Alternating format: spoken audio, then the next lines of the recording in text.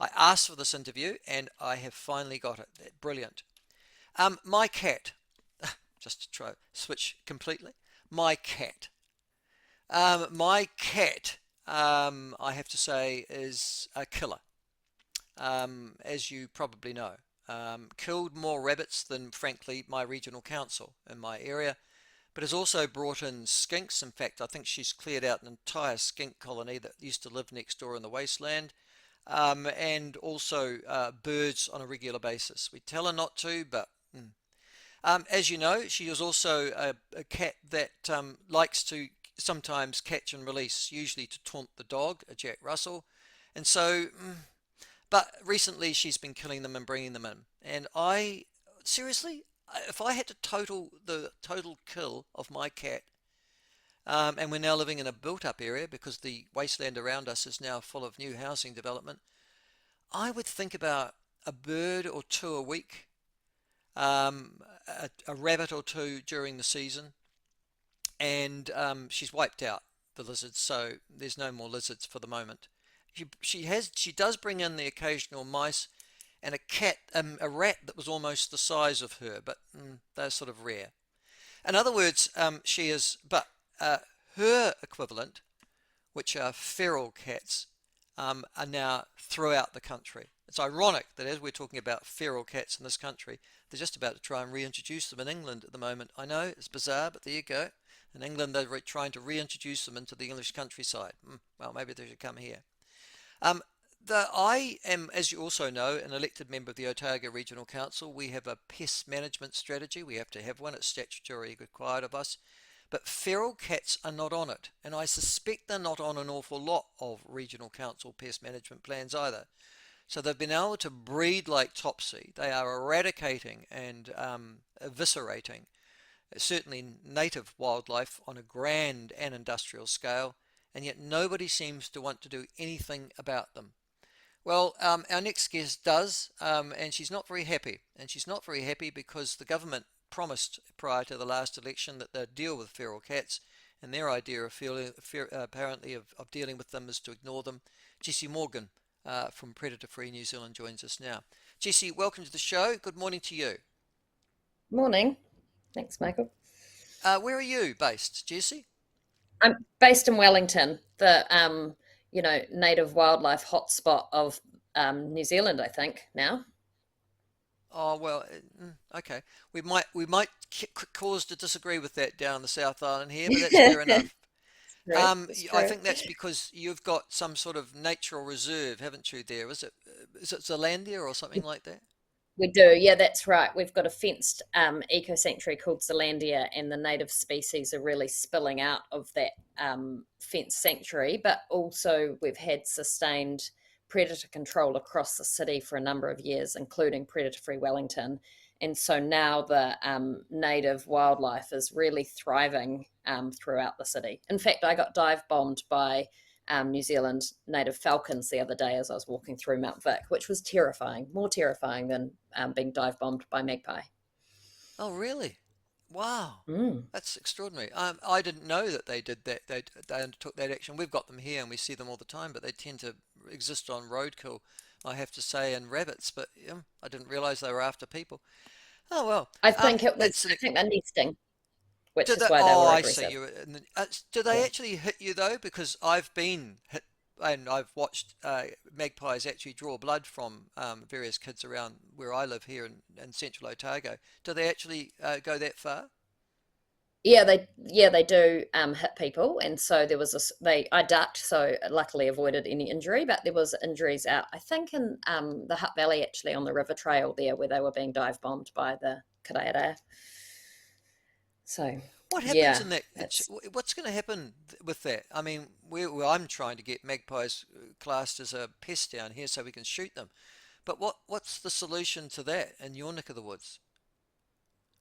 Yeah, well, it's a very short time of year and it's only in certain locations. So I think we need to learn to live alongside these beautiful native species. So I will now just avoid that trail for a few weeks and go, there's other options. So Hmm. um, I don't think it's too much of a problem, really. I'm not so charitable on magpies, I've got to be honest with you. They're an introduced Ne- species. They kill everything around them. Bugger that. They just go.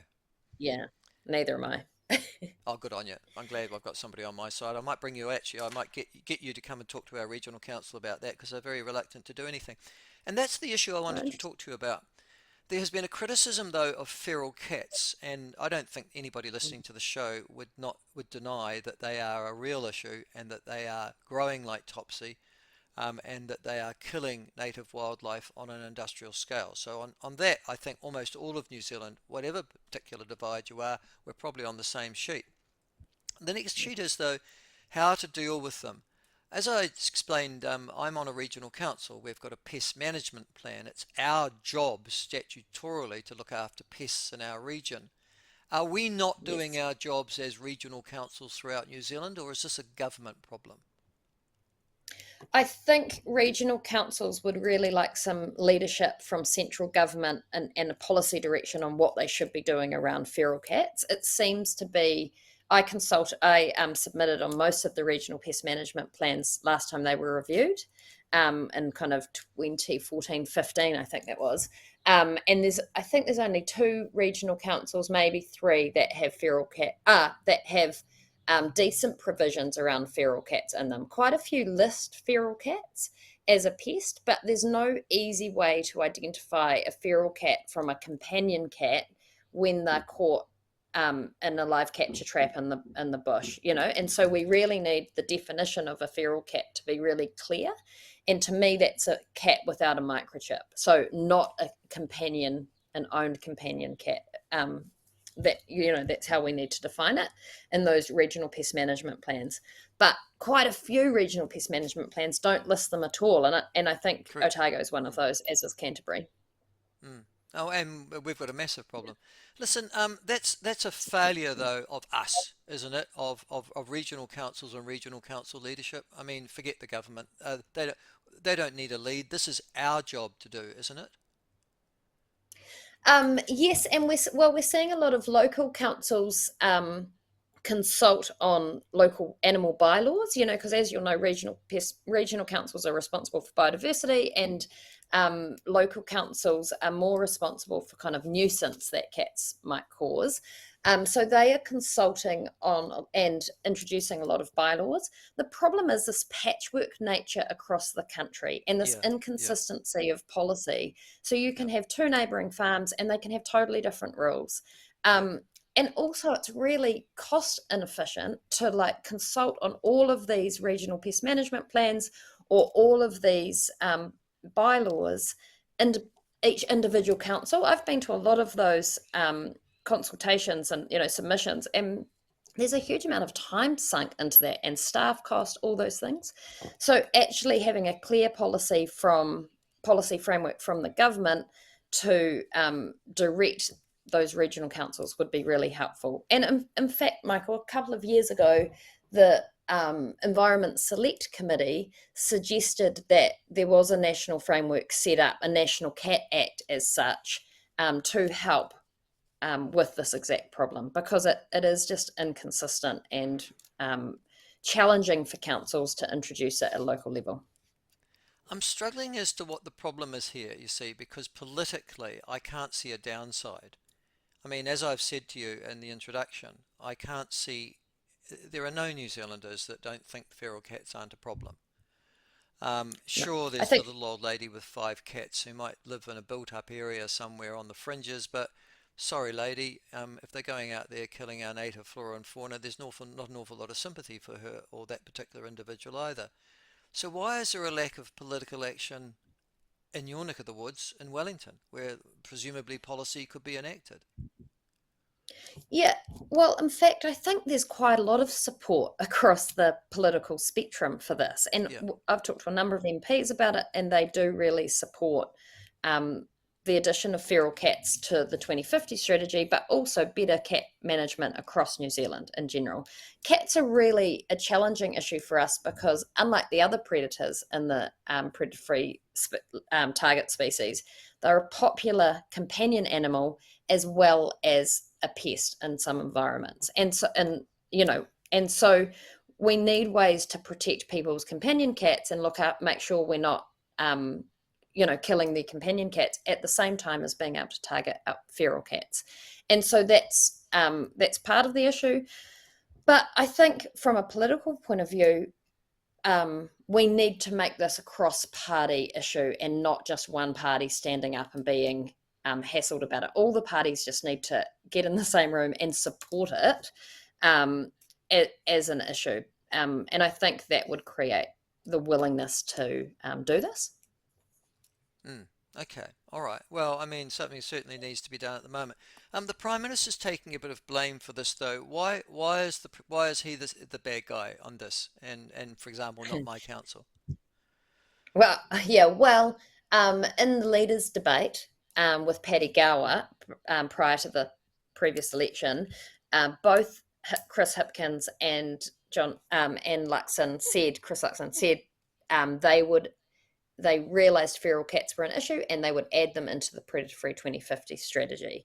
Now, when the strategy document came out for consultation earlier this year, feral cats weren't going to be included in the strategy, so in this list of species to be included in Predator Free 2050, which is obviously, as you say, got quite a lot of challenges, because if we leave them out of the goal, then our native species are still going to suffer Mm, significantly mm, in terms of the mm, impact they have.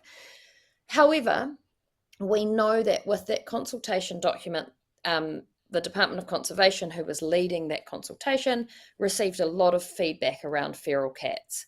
And so they're in the process of reviewing that feedback, giving advice to ministers, etc. And the outcome's going to be announced early next year. So we're hoping that some action will be taken around feral cats, given the support New Zealanders, and the feedback New Zealanders put in on that consultation. But who knows? So yeah, so Luxon's getting it because he promised it in the leaders' debate, and so far no action's been taken on that. I think I remember that. It was an exchange. It was sort of like on this. It was one of those rapid fire exchanges where you sort of say yes or no, wasn't it? It was Yeah. not a long consider, but nonetheless, as you say, he said that he would, and he still made to do Mm. from the basis of what you're saying. Listen, the other thing is, can you give us some idea of the scopes? Well, you must have an idea. Roughly, how many feral cats do we have in this country, and where are they most populous? Yeah, that is one of our issues here. So, because feral cats haven't been within the 2050 strategy, we actually don't have any decent population estimates across the country. And we've seen estimates that range most recently from about 2.5 million, but up to about 14 million, which is a huge range, as you know, and tells me Mm, that we don't really have any idea of how many feral cats are out there. Anecdotally, we're hearing from farmers and hunters and people in the bush that the numbers of feral cats out there are increasing, probably due to climate change and warmer winters. And so that where the cats used to be, you wouldn't see the cats and they would be quite cryptic and you wouldn't observe them. People are now seeing them walking across their farms. They're seeing them within the bush, and so we know that the number of cats is a huge issue out there. The places they actually thrive on in areas where there are high rabbit numbers. So in Otago, for example, you might be seeing quite high feral cat numbers because there's a lot of food for them. And mm, what the research shows us is if we reduce those rabbit populations, we will also reduce the feral cat population. So the number of rabbits is driving the feral cat numbers, not the feral cat numbers controlling the rabbits. And I think that's a popular misconception that my cat catches mice and rats, and so it's doing good. Cats cannot kill enough rats and mice to control their populations, because the rats and mice breed so fast that the cats don't do that. We have lots of other tools that are much better than a cat killing those rodents, and so we kind of it's misleading to think that cats can keep control of those populations. I've been a mayor, and one of the big issues for me as a mayor, believe it or not, was animal control. It was ironic. There was a little Mm. bit of a touch, yeah. And no one likes straying dogs, except people who own them. And but nonetheless, we charge large sums of money each year to dog owners in this country to register their dogs, to have them microchipped, and we're quite savage on dogs Mm. that we pick up. They're usually dead within 7 to 14 days if they're not microchipped and nobody comes and claims them from the pound. Why don't we do the same for cats? Yeah, that is really what we've been advocating for a national cat act that sets some really clear guidelines about what responsible cat ownership entails. I think historically, New Zealanders have thought of cats as kind of commodity items, and we've let cats roam, and one gets hit by a bus, and we just replace it, and like, and they're cheap to buy, and they breed quite quickly too. So I think we need to change our mindset around cats and what being a responsible cat owner means. The other thing with cats, obviously, is because we let them roam, you can have cats pooping in your veggie garden, your neighbour's Yep. cats, defecating in your vegetable patch or whatever, and you can't do anything about it. The onus is actually on you to keep their cat out of your backyard, which is Hmm. completely flipped on the head from a dog. If a dog was coming across into your backyard, that's a problem, and you Yep. could report that to your council. But um, cats seem to have the right of way really here, and so we need to flip that on our head from us kind of growing up as responsible pet owners. Yeah, and I suppose at that point, yeah, I don't know if you're old enough, Jessi, but there was an election fought in 1975, I suspect before you were born, um, over cats and dairies. Do you have you heard of that Heard about particular this. election? Yeah, you have. Yeah. I've heard, I have heard about this. Yeah. Yeah, remind me because I can't. Well, Yeah, it there was was a big a issue, move wasn't it? by the then Labour government to remove cats from dairies because they were considered to be unhygienic in terms of the presence of quite a lot of open food, from hams to baked goods, which dairies at that time did before supermarkets completely took over. And Rob Muldoon, who was the national opposition leader, made it a pledge that he would keep cats in dairies. And it was sort of a talismanic indication to cat owners throughout the country that, you're not the problem, we're on your side. So it Mm, became quite a political issue, and it lost Labour a lot of votes. That wasn't the only thing that lost a yeah, lot of votes, but it certainly led to a landslide victory at the next election. it's And I just wonder interesting. if that Cats same sort are. of mentality is out there in 2025. I think you're right. Cats are or have been a really emotive issue previously, and but I think our mindset here is changing as our native species return to the places that we work and live, and Mm. as we're more conscious of the impact that our roaming cats are having. Um, and actually, it's better. The SPCA and Vets Association all say it's better for the cat for it to be kept at home, safe and happy at home. It's better for them. They don't get into cat fights. They get less disease. They don't get hit by cars. All those things. So I think how the public perception here has changed. I think even in the last 10 years since I've been kind of involved in this space, it has been a huge mindset shift of New Zealanders about just kind of stopping and thinking about what owning a cat means and what, as owners, we can impact in terms of cat cat ownership and what we do with our cats. No, fair enough. Thank you for. We'll keep an eye on this one in the new year. When do you expect those final decisions to go back to cabinet?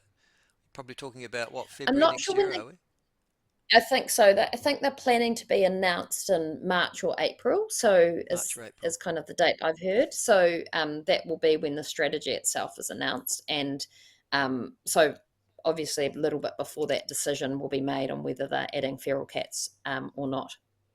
All right. But it would Thank be you a for joining massive us. change and very helpful. Yeah, no, Cool. Thanks, well, Michael. and regional councils have got to do their job too. I pledge to you that this issue will not escape the ORC in my time either. Thank you very much for your time this morning, Yeah. Jessi. Jessi Morgan, Chief Executive of Predator Free New Zealand, on the federal cat plague. Up to 14 million, but of course they don't know, but it's all you can estimate. And is it time to treat cats like dogs?